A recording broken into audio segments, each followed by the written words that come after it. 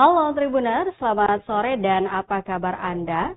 Senang sekali saya Putri Utami kembali menyapa Anda di Ambon hari ini edisi Jumat 21 Maret 2025. Selama beberapa menit ke depan sejumlah informasi terupdate dari Maluku akan kami hadirkan ke hadapan Anda. Kita mulai dengan berita pertama. Anggota BNN Maluku diduga lakukan pelecehan terhadap istri tersangka narkoba yang baru dibebaskan. Insiden memalukan diduga dilakukan oleh oknum anggota Badan Narkotika Nasional Provinsi atau BNNP Maluku terhadap istri dari Syahid Ridwan bin Taher, 42 tahun alias Iwan, seorang pria yang baru saja dibebaskan setelah memenangkan pra-peradilan. Dugaan pelecehan ini terjadi tepat setelah Iwan keluar dari kantor BNNP Maluku pada Selasa 18 Maret 2025 sekitar pukul 15.30 waktu Indonesia Timur. Menurut Petra Latue, kuasa hukum Iwan, insiden terjadi ketika kliennya dan keluarga dicegat oleh dua anggota BNNP Maluku, Haris dan Thomas, sesaat setelah mereka meninggalkan kantor BNNP. Upaya pencegatan ini diduga dilakukan untuk menangkap kembali Iwan, meskipun pra-peradilan telah membatalkan penangkapan sebelumnya. Dalam situasi yang menegangkan tersebut, salah satu anggota BNNP Maluku, Thomas, diduga melakukan tindakan pelecehan terhadap istri Iwan. Tindakan ini sontak memicu kemarahan dari pihak keluarga dan kuasa hukum Iwan. Mereka mengecam keras tindakan oknum anggota BNNP Maluku tersebut dan berencana melaporkannya ke Polda Maluku. Kasus ini menambah panjang daftar kontroversi terkait penangkapan Iwan oleh BNNP Maluku. Sebelumnya, penangkapan Iwan pada 5 Desember 2024 di kantor Airnav Bandara Patimura Ambon juga menuai protes karena dilakukan tanpa barang bukti narkoba. Meskipun BNNP mengklaim hasil tes urin Iwan positif, pihak kuasa hukum tidak pernah menerima hasil tersebut dan berargumen bahwa Iwan mengonsumsi obat-obatan rutin karena sakit. Pra-peradilan yang diajukan oleh pihak Iwan akhirnya dikabulkan oleh Pengadilan Negeri Ambon pada 18 Maret 2025 yang memerintahkan pembebasan Iwan. Namun, insiden dugaan pelecehan ini kembali mencoreng citra BNNP Maluku.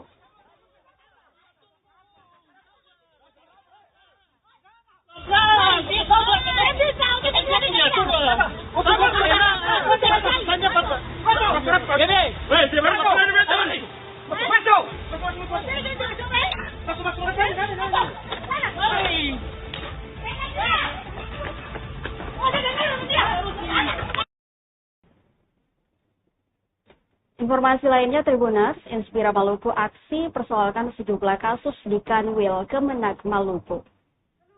Belasan anak muda yang tergabung dalam organisasi Inisiator Perjuangan Ide Rakyat atau Inspira Provinsi Maluku menggelar aksi di depan kantor wilayah Kementerian Agama atau Kemenak Provinsi Maluku. Pantauan tribunambon.com pada Kamis 20 Maret 2025, belasan anak muda mendatangi kantor dengan menggunakan satu mobil pick-up lengkap dengan sound system serta pamflet yang berisikan tuntutan terkait sejumlah kasus yang diduga melibatkan Kemenak Maluku. Di antaranya pembangunan madrasah di Siarang bagian timur atau SPT senilai 6 miliar rupiah yang belum dimanfaatkan. Dugaan manipulasi dokumen dalam seleksi pegawai pemerintah dengan perjanjian kerja atau P3K di Maluku Tengah.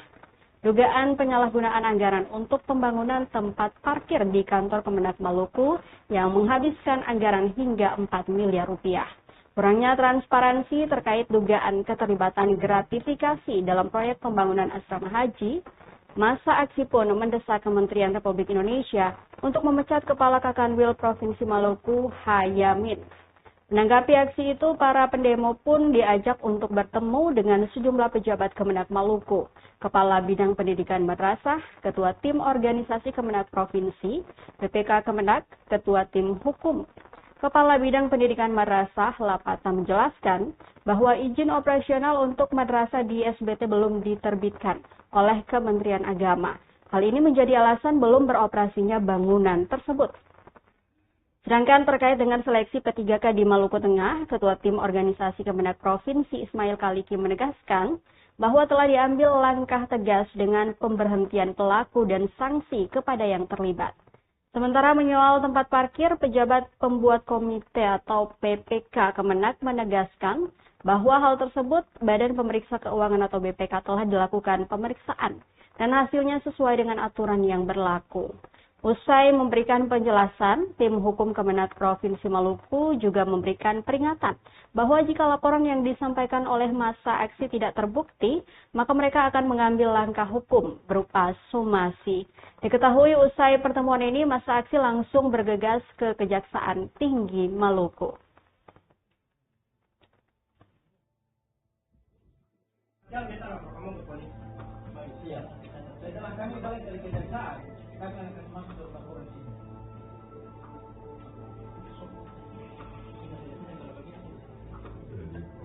Setelah muncul laporan dari masyarakat, jadi kritik mereka.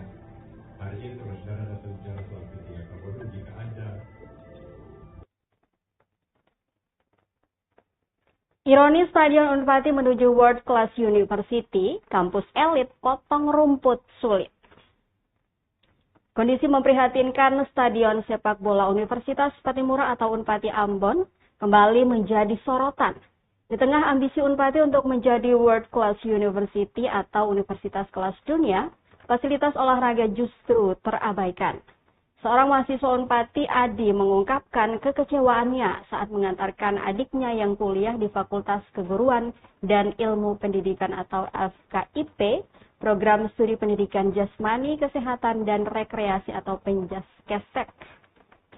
Adi mengatakan saat tiba di stadion sekitar pukul 7 waktu Indonesia Timur, Jumat 21 Maret 2025, terlihat kondisi lapangan dipenuhi rumput liar yang tinggi. Berdasarkan penelusuran tribunambon.com, masalah rumput liar ini sebenarnya sudah lama dikeluhkan oleh mahasiswa. Pada awal Maret 2024, mahasiswa telah meminta kepada bagian umum Unpati untuk memangkas rumput karena lapangan akan digunakan untuk praktik olahraga. Namun, pihak Unpati meminta mahasiswa untuk membayar jasa petugas pangkas rumput dan membeli bahan bakar mesin pemotong rumput. Diketahui saat itu uang patungan yang dimiliki mahasiswa tidak cukup untuk memotong rumput di seluruh lapangan. Mereka hanya bisa membayar Rp700.000 untuk memotong rumput di area lintasan lari. Rincian biaya tersebut meliputi ongkos petugas sebesar Rp350.000, biaya bensin Rp300.000, dan oli Rp50.000. Sebabnya setelah pembayaran dilakukan, petugas kebersihan hanya memotong rumput di area lintasan lari. Sementara rumput di lapangan utama tetap dibiarkan meninggi. Adi berharap pihak Rektorat Unpati segera mengambil tindakan untuk mengatasi masalah ini. Kondisi lapangan yang memprihatinkan ini tentu menghambat kegiatan praktik olahraga mahasiswa Penjaskesek. Mahasiswa berharap pihak universitas dapat segera memperbaiki fasilitas olahraga agar proses belajar mengajar dapat berjalan dengan lancar. Ironisnya, di saat Unpati bercita-cita menjadi universitas elit berkelas dunia, masalah sepele seperti pemotongan rumput pun sulit diselesaikan.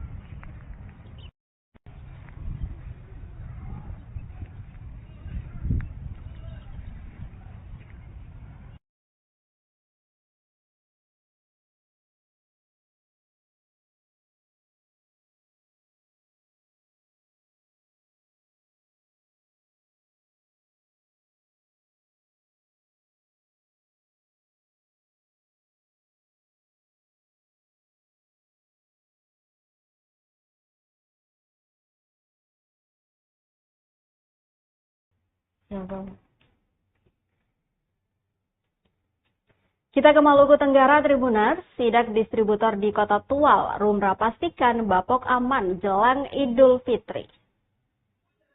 Wakil Wali Kota Tual Amir Rumrah bersama jajaran memastikan ketersediaan bahan pokok atau bapok di wilayahnya tercukupi menjelang Idul Fitri 1446 Hijriah. Turut mendampingi Wakil Wali Kota dalam meninjau bapok tersebut, yakni Kadis Perindak Darnawati Amit dan sejumlah pimpinan Satuan Kerja Perangkat Daerah atau SKPD lingkup Kota Tual. Inspeksi mendadak atau sidak pun digelar pada 4 lokasi atau pusat perbelanjaan di Kota Tual, Kamis 20 Maret 2025. Lokasi yang disasar yakni gudang PT Kawan Bersama, Asmas dan Alfamidi Maren. Nampak Rumra mengecek ketersediaan bahan pokok sembari meminta beras ditimbang ulang agar dapat memastikan jumlahnya sama dengan yang dicantumkan. Sementara stok gula, minyak, dan stok telur pun tak luput dari pantauan.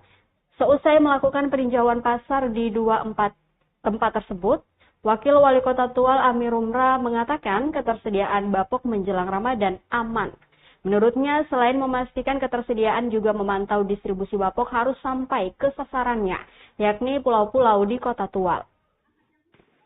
Untuk diketahui, Tribuners, tim sidak Disperindak dibagi atas 3 kelompok yang tersebar di beberapa lokasi yang berbeda.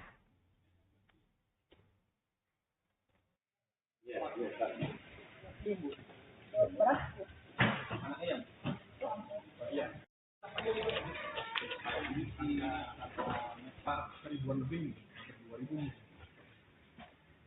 Ini 25 kilo. Timau.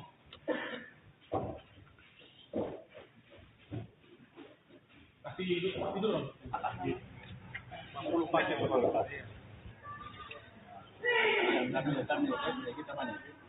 Kita kemarin masuk tapi tidak banyak. Kalau bisa tidak kelihatan. Screen saja barang.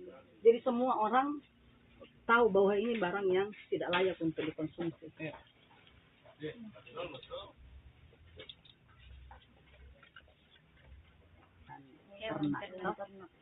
ketum bakar. Kalau dibuang kan jangan sampai masyarakat kesian. Ya. Jadi karena kalau sebenarnya ini harus kita kasih rusak. Ada kasih rusak saja, jangan dibuang di tempat sampah, jangan dikasih ke orang karena ini makanan yang tidak layak. Katanya di Belamos sedang karena bawa pulang baru dom bakar. Jadi Pak, ini toko modern. Telur juga. Stok telur saja. Pak, jadi namanya toko modern Pak. Semua produk yang sudah tidak layak dijual itu memang harus ditaruh di satu tempat. Dan harus ada label yang bertuliskan barang expired, tidak untuk dijual. Nah, kalau dimusnahkan, sekarang pun kita bisa musnahkan, Pak. Kita minta mereka musnahkan. Nanti dibuat berita acara, nanti daftar nama-nama barangnya, itu akan karena ini termasuk banyak. Tapi ini termasuk toko modern.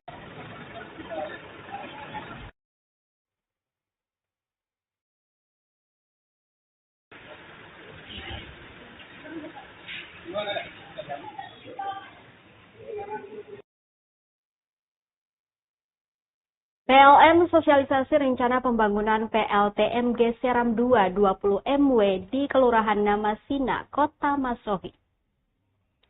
PT PLN Persero Unit Pelaksana Proyek Maluku dan Papua 1 menggelar sosialisasi rencana pembangunan pembangkit listrik tenaga mesin gas atau PLTMG Seram 2 berkapasitas 20 MW. Sosialisasi itu berlangsung di Balai Kelurahan Namasina, Kota Masohi, Maluku Tengah, Kamis 20 Maret 2025. Hadir dalam sosialisasi itu perwakilan Badan Pertanahan Nasional atau BPN Maluku, perwakilan Kejaksaan Tinggi atau Kejati Maluku, staf ahli bidang pembangunan Setda Maluku, Forkopimcam, para ketua RT Kelurahan Namasina, tokoh masyarakat serta tokoh agama. Dalam pemaparannya, Asisten Manajer Perizinan dan Umum UPP Maluku dan Papua 1, Randy Mario Arjuna mengatakan, rencana pembangunan PLTMG Seram 2 berlokasi di Kelurahan Namasina, Kota Masohi, dengan luas pemanfaatan lahan saat ini 1,6 hektar dan akan masuk dalam tahapan pembebasan lahan dari masyarakat. Dijelaskan untuk proses konstruksi biasanya dimulai dari pengadaan tanah. Sementara timeline-nya akhir tahun ini masuk semester 1 awal Juni 2025 atau akhir Juni 2025 sudah tersedia lahan. Kemudian dilaporkan ke pusat dan mereka akan meeting untuk proses tender. Akhir tahun itu sudah ditunjuk pelaksana konstruksi. Diungkapkan kapasitas listrik yang akan dialiri yakni 20 MW yang akan mengaliri Masohi dan Piro. Jadi sudah termasuk 2 kabupaten. Diakui ada 8 tahapan pembangunan, diantaranya pendataan awal, sosialisasi, inventaris dan identifikasi, pengumuman penilaian ganti kerugian, klarifikasi atau verifikasi, musyawarah, pemberian ganti rugi, dan terakhir yaitu sertifikasi. Saat ini sudah masuk dalam tahapan sosialisasi, sehingga ia berharap masyarakat bisa kooperatif membantu pemerintah dalam proses pemenuhan kebutuhan listrik masyarakat. Disampaikan listrik sudah menjadi kebutuhan utama. Tentu ketakutan masyarakat ialah dampak lingkungan, namun perlu diketahui bahwa setiap kegiatan ada plus minusnya. Pihaknya juga telah mengantongi dokumen upaya pengelolaan lingkungan dan upaya pemantauan lingkungan UKL-UPL. Awal saya sudah pasang patok juga, saya sudah koordinasi di awal sama Bu Kanta, sudah saya konstruksi itu biasanya Pak kita dari dasar pengadaan tanah itulah nanti yang disebagikan dasar untuk lakukan kontrak seperti itu, pembuatan kontrak bidding. Nah kemungkinan nanti untuk timeline-nya itu biasanya di akhir tahun ini, itu kalau katakan di semester 1 ya, semester 1 akhir Juni, mulai di awal Juni atau di akhir Juni ini sudah tersedia lahannya, baru kita langsung melaporkan ke pusat nanti dia akan melakukan yang namanya bidding, terus posisi setelah tender, baru nanti kondisinya di akhir tahun itu biasanya sudah ditunjuk pelaksana. Biasanya mungkin antara kalau katakan sing mundur ya, sing ada kendala mungkin atau apa seperti itu, biasanya di awal tahun atau mungkin di pertengahan tahun depan itu di 2026 itu sudah harusnya bisa berjalan. Untuk luas lahannya sendiri berapa Pak? Kalau luas lahan yang dibutuhkan sebenarnya sangat besar ya. Kondisinya awalnya itu lebih dari kalau sekarang ini kan 1,6 hektar. Ya, biasanya kalau katakan kemarin kita mau di atas itu karena lahan itu tidak ada Pak. Lahan di kota-kota di sini itu tidak ada. Karena kalau katakan ini kita memanfaatkan yang ada dengan kondisi struktur atau dengan kondisi desain yang memang benar-benar lahannya sempit untuk pembangkit yang di lahan yang kondisinya memang lahannya tidak terlalu PTL tadi Pak, seperti itu. Jadi kalau katakan Bapak Ibu ada Google kan sekarang. Basnas SBT imbau warga bayar zakat fitri pada Badan Amil resmi. Badan Amil Zakat Nasional atau Basnas Kabupaten Serang Bagian Timur atau SBT mengajak seluruh masyarakat untuk berzakat melalui badan resmi. Hal itu disampaikan Ketua Basnas SBT Zainuddin Kelasaba saat diwawancarai tribunambon.com di ruang kerjanya Kamis 20 Maret 2025. Hingga kini pihaknya terus berupaya untuk mengajak masyarakat melalui ceramah, kultum hingga menyurati seluruh elemen masyarakat agar tetap sasaran atau maksud kami agar tepat sasaran dalam menunaikan zakat. Zainuddin menyebut warga bisa membayarkan zakatnya lebih awal ke pengelola atau organisasi pengumpulan zakat atau OPZ yang ada di setiap masjid. Hal ini dimaksudkan agar penyaluran dan pendistribusiannya dapat disegerakan kepada kaum duafa atau fakir miskin yang berhak menerima, sehingga bisa langsung dimanfaatkan. Ia menyarankan bagi pihak-pihak yang tidak memiliki OPZ, tidak dianjurkan untuk mengelola zakat di lingkungan masyarakat. Diketahui besaran zakat fitrah tahun 2025 untuk daerah Maluku adalah 2,5 kg beras atau Rp45.000.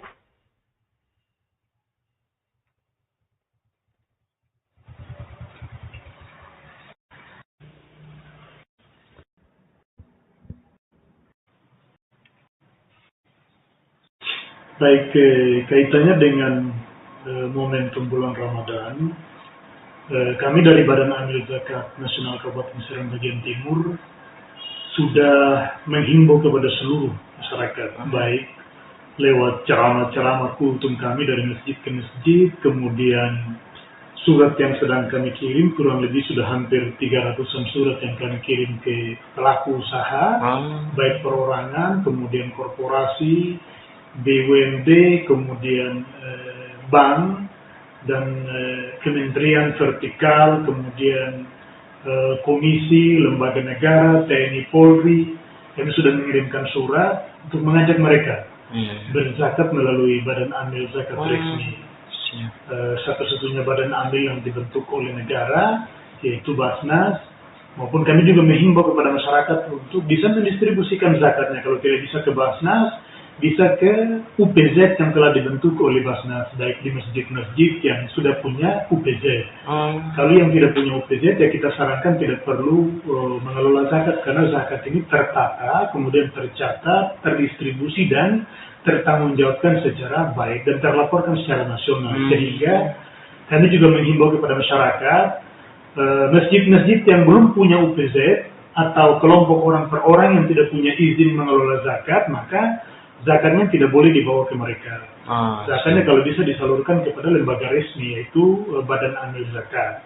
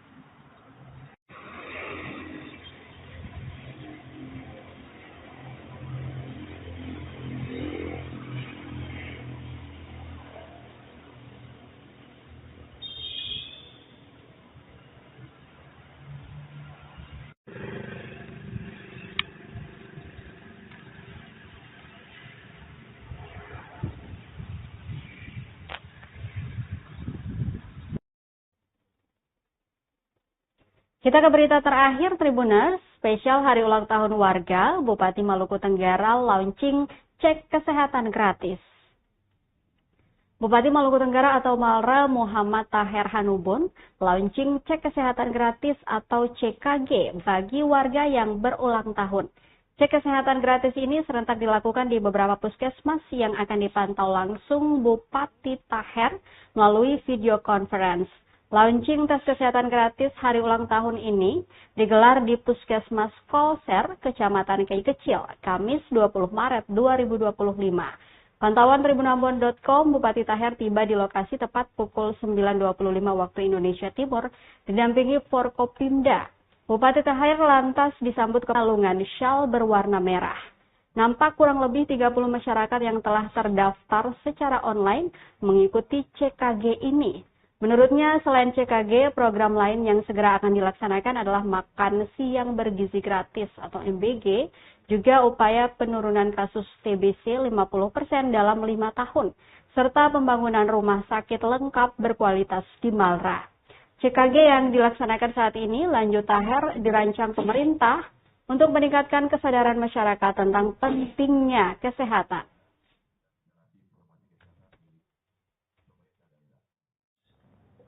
Bukan sedikit sebenarnya. Ada. Hanya kita bagaimana efisiensi. Mungkin supaya teman-teman, khususnya OPD, paham yang maksud dengan efisiensi. Artinya bukan berarti kegiatan lain yang jalan. Kita prioritaskan mana yang harus langsung melayani masyarakat. Jangan sampai jalan-jalannya dikedepankan, atau kegiatan-kegiatan rapat dan lain-lain kedepankan. Tapi pelayanan terhadap masyarakat itu tidak dilaksanakan. Jadi jangan dianggap bahwa efisiensi itu sesuatu yang merugikan negara atau merugikan daerah. Tidak. Kita hanya dituntut untuk maksimal. Tadi kepada Dinas Kesehatan, maka saya menyampaikan terima kasih kepada Dinas Kesehatan dan juga teman-teman Dinas Kesehatan, Dinas lain supaya mencontohkan apa yang disampaikan oleh kepala Dinas Kesehatan. Bahwa efisiensi tidak akan mengurangi pelayanan kita terhadap masyarakat. Setuju? Tepuk tangan lagi. Bapak Ibu hadirin yang saya hormati, merah ya, merah menyala, ya, oke. Paslon tiganya, ya, paslon tiganya selesai dengan puskesmas Kolser, itu, mantap. Anak paslon tiga ditindaklanjuti dengan surat edaran Bupati Maluku Tenggara tanggal 10 Maret 2025 tentang dukungan pelaksanaan pemeriksaan kesehatan gratis. Cek kesehatan gratis meliputi 3 jenis. Yang pertama adalah pemeriksaan kesehatan gratis di hari bulan tahun yang ditujukan bagi bayi dan anak yang menggabungkan 2 kegiatan ini dalam. Tribuners, informasi tadi sekaligus mengakhiri perjumpaan kita di Ambon hari ini. Saya Putri Utami mewakili seluruh kru yang bertugas mengucapkan terima kasih atas kebersamaan Anda. Selamat sore, sampai jumpa. Amato. Download Tribun X sekarang. Menghadirkan lokal menjadi Indonesia.